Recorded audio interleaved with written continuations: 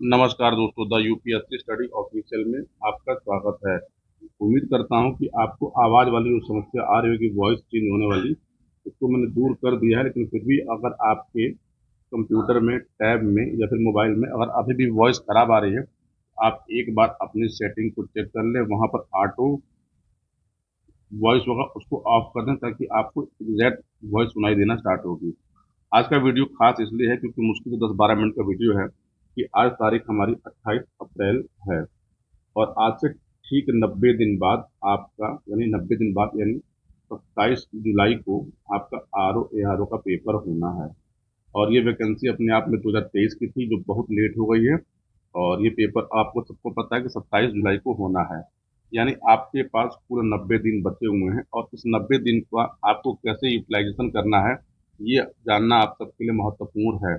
तो मैं आपको कुछ छोटी छोटी बातें बता रहा हूँ। यदि आप इसको ध्यान रखेंगे तो आपका काम आसान हो जाएगा। पहली बात तो ये है कि देखिए, आप 90 दिन का लेसन प्लान या डे प्लान मत बनाइए, मत बनाइए।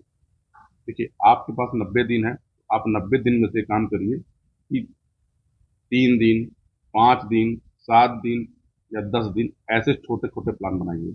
अगर आप छोटे छोटे प्लान बनाएंगे तो छोटे छोटे प्लान को जो है एग्जीक्यूट करना बहुत आसान होता है, क्योंकि बड़े प्लान को एग्जीक्यूट करने में समस्याएं होती हैं। तो आपको इन समस्याओं से निजात पाने के लिए क्या करना है, मैं यही बताने का प्रयास कर रहा हूँ। अब सबसे आसान काम ये है कि देखिए, आपको पता है कि आपका पेपर 200 मार्क्स का होगा और पेपर आपका 3 घंटे का होगा। ये सबको पता है, जिसमें से 140 क्वेश्चन जीएस के आएंगे और 60 क्वेश्चन हिंदी के आएंगे। अभी हम लोग बात केवल करते हैं जीएस में, हिंदी में बात बाद में करेंगे। देखिए, आपको इतना पता है कि जीएस में लगभग लगभग 14 से 15 क्वेश्चन जो है वो रीजनिंग और मैथ के आते हैं।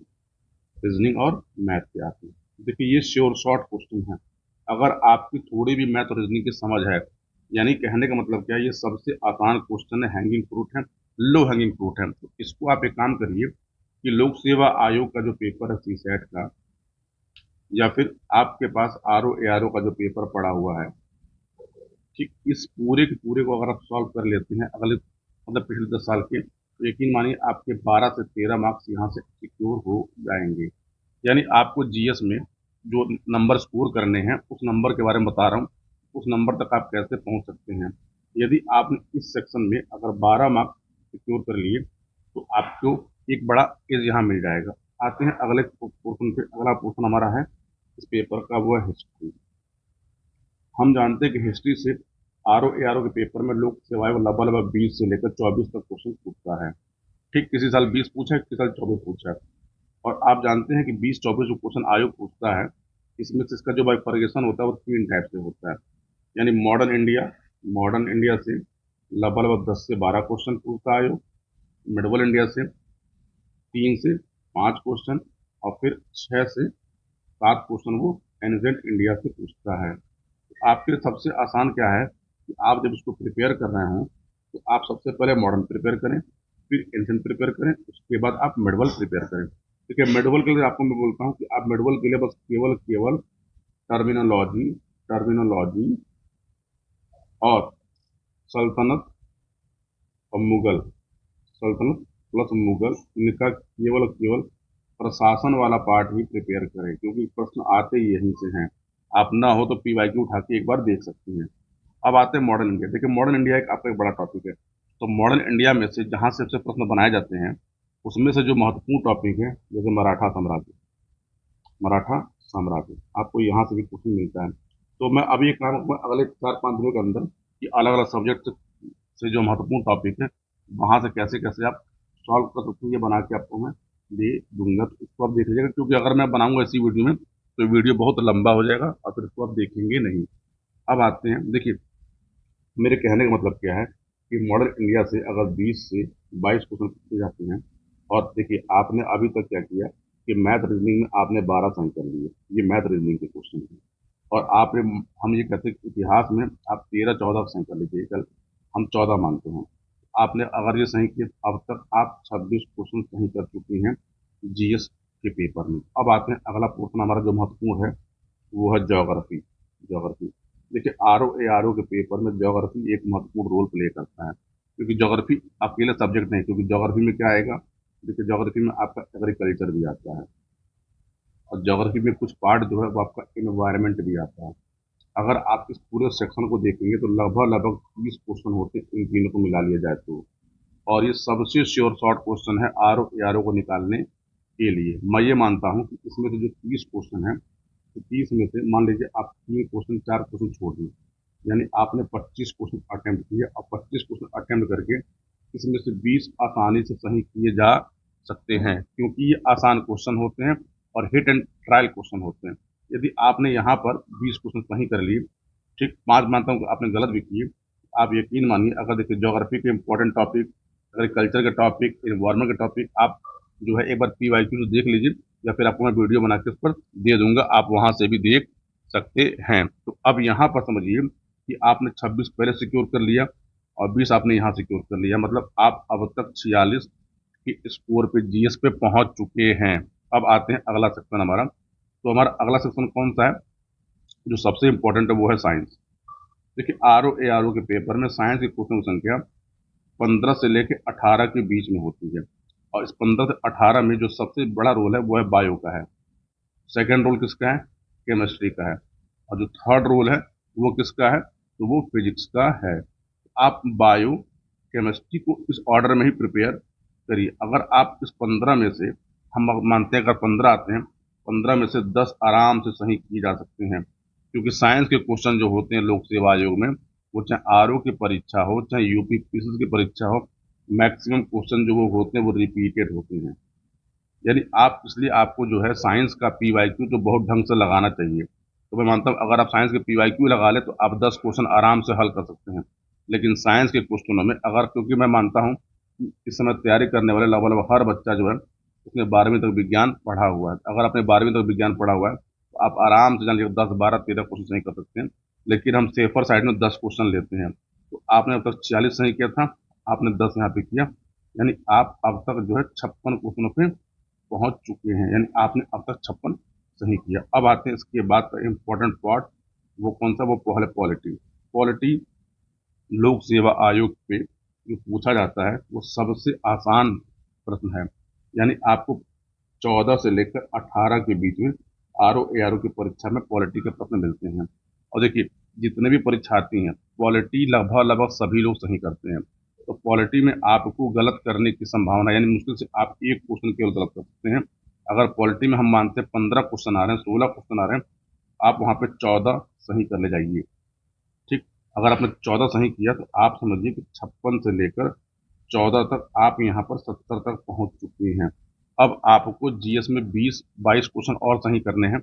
अब आते हैं अगले महत्वपूर्ण सेक्शन पे। देखिए यूपी स्पेशल, यानी यूपी के बारे में जानकारी। तो यूपी के रहने वाले व्यक्ति आप हैं, और यूपी के क्वेश्चन जो है वो बहुत टफ नहीं, बहुत इजी क्वेश्चन आते हैं। तो देखिए आप यूपी को कैसे पढ़ें, तो यूपी को पढ़ने का मतलब क्या है, आप यूपी का मैप ले लें, और यूपी के मैप में दो महत्वपूर्ण चीजें देखिए, यूपी की ज्योग्राफी, यूपी का इतिहास, यूपी का इतिहास। यूपी के इतिहास में से महत्वपूर्ण क्या पढ़िए, यूपी का मॉडर्न पढ़िए, यूपी का मॉडर्न, यानी ब्रिटिश इंडिया में यूपी का क्या रोल प्ले हो रहा था। आप देखेंगे यूपी के जो क्वेश्चन पूछे जाते हैं, यूपी के आपसे 10 से 12 क्वेश्चन पूछे जाते हैं। ठीक, इसमें से दो या एक करंट भी होता है। तो आप आराम से समझिए यूपी के 8 क्वेश्चन 9 क्वेश्चन सही कर सकते हैं। अगर आपने मुश्किल से जान लीजिएगा, बता रहा हूँ कि आप यूपी पे केवल और केवल 30 घंटे दे दीजिए।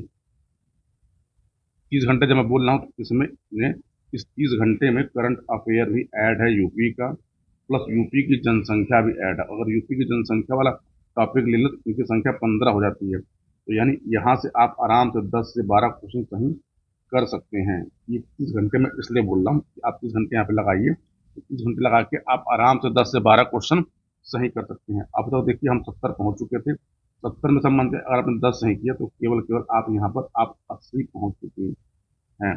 अब देखिए आपका जो महत्वपूर्ण टॉपिक बचता है, क्योंकि देखिए अब तक हम लोगों ने बात क्या क्या कर लिया है, अब तक हम लोगों ने हिस्ट्री की बात कर ली, हम लोगों ने ज्योग्राफी की बात कर ली, हम लोगों ने साइंस की बात कर ली, हम लोगों ने पॉलिटी की बात कर ली।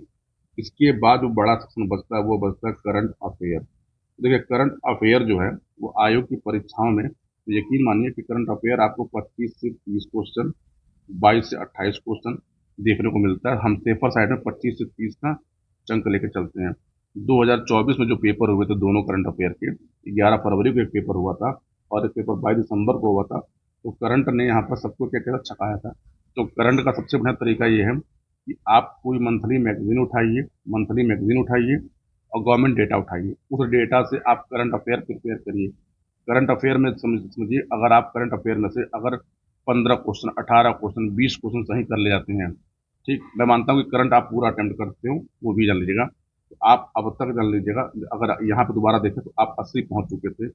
इस 80 में से आप करंट अफेयर के अगर आप 15 भी सही कर लेते हैं या 20 भी सही कर लेते हैं तो यकीन मानिए आप 90 प्लस के स्कोर पर चले जाते हैं जीएस के पेपर में। और जीएस के पेपर में यदि जैसे ही आप 90 प्लस ले आएंगे या 90 के आसपास भी पहुंचे, अभी बहुत लोग कहेंगे 90 आएगा ही नहीं, तो देखिए जिसका ना आए वो वीडियो मत देखें, आपको देखने की जरूरत भी नहीं है कि कट ऑफ कहाँ जा रही है।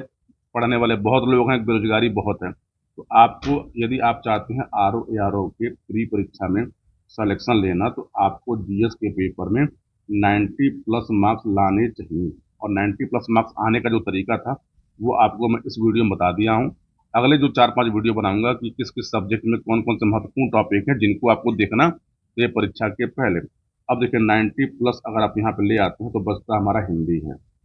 और हिंदी में देखिए हर जितना भी जो देखिए जो भी व्यक्ति थोड़ा भी सीरियस व्यक्ति है, थोड़ा भी, उसके 50 आराम से आ जाते हैं। लेकिन आप 50 को 55 पे पहुंचाइए, हम ये कहते हैं आप 50 ही ले आइए, तो देखिए 90 प्लस 50 आप 150 यानी 140 के जादुई आंकड़े पहुंच जाते हैं। और जैसे ही आप 140 पे पहुंचते हैं तो 140 पहुंचने के बाद आपका आर ओ ए आर ओ का जो प्री परीक्षा है वो धूमधाम से आप पास होंगे और मुख्य परीक्षा में आप लग जाएंगे।